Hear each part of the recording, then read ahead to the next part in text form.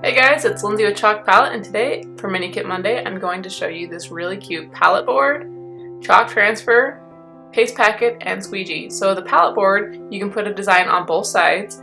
It's a really smooth wood surface, it's super cute. And then the baking co, I've been wanting to put this in my kitchen for a while, along with the paste packet and my mini squeegee. So let's go ahead and get started. Oh, just so you know, there is instructions on how to use your chalk transfer on the back. It's really easy to follow.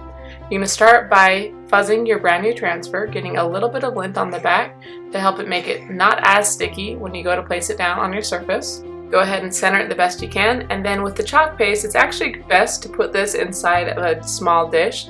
That way if it's a little bit watery, you can go ahead and mix it around before use, and that will save the water from seeping underneath your chalk transfer. So stir it up real quick with your squeegee and apply it to your surface. Make sure you cover the entire thing. I like to cover my whole surface before I start scraping off the extra paste. That prevents my chalk paste from drying too quickly. And I'll just go ahead and remove all of the extra and put it back into my small little dish. I'm trying to be careful not to get outside of the transfer since I'm not working on a chalkboard, but I am working on the wood. However, if I do make a mistake, it'll be easy to clean up after I am done. So go ahead and put your transfer up. Cute, I love it. Perfect for my kitchen, just how I imagined.